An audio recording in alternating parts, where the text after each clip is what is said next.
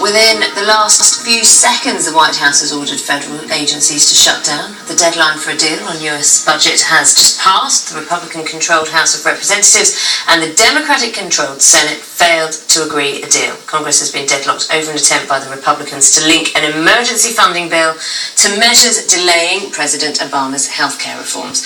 Well, earlier, Mr. Obama accused the Republicans of total irresponsibility. Whose fault is it? Let's find out from Katie Watson, who's at the Capitol building in Washington. Katie, it's a tricky one, isn't it? The deadlock's there. There seems as if this is an impasse that no one's going to break through. No, well, it's midnight now, and the game of political ping pong will be stopping, and nobody's really won. And that's something that President Obama has said that he didn't want this. He said that it could have been avoided. Talking to people here in Congress this evening, there was a lot of talk of that Congress brought it upon itself in this in not being able to come to any sort of agreement. So what we'll see now is we'll see over 700,000 people having to stay home today whilst the government shuts down, until it starts back up again, possibly unpaid leave, as well as certain departments closing certain offices, national museums, national parks, and that sort of thing, which President Obama said would have a big impact on real people in the economy. What reaction has come across, Katie, just from anyone in Congress, in the House there?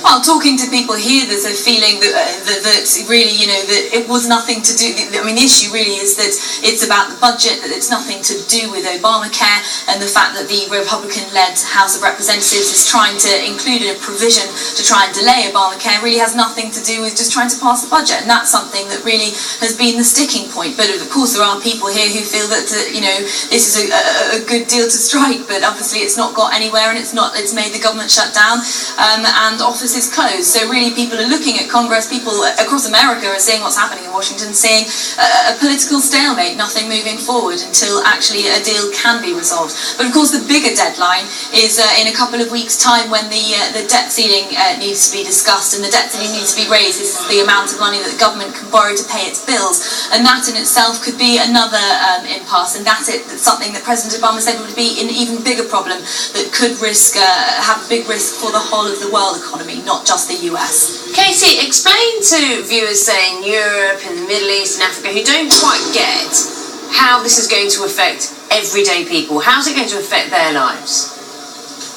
Right, well, 700,000 people, so the federal government is the biggest employer, so 700,000 people won't be going to work, then they might not get paid, and they don't know when they're going back to work either. That's one of the big issues. When it comes to tourism, for example, you've got places like the Statue of Liberty, you've got museums here in Washington, national parks like Yosemite, those will all close down, so tourists then can't go and visit what they've come to see. And that's something that President Obama said, this is going to be a wrench in the gears of the economy, just as it's getting started, and that is the biggest problem. And of course, coming into Christmas is the biggest season for retailers, for a sense of confidence. And if there's a feeling here that the government's not moving forward, that no budget's been discussed and agreed upon, then there's not that great kind of positive feeling going, and people wanting to go out and spend the money, and that in itself will have another knock-on effect. And of course, investors, we've seen the stock markets fall. That is a problem in terms of just investor sentiment and their confidence. Of course, the US is a big indicator of global economic confidence, and that's a big problem in itself. Okay, Katie, good to speak to you. No doubt we shall be speaking very soon as this saga rolls on and on. Thanks very much, Katie Watson there.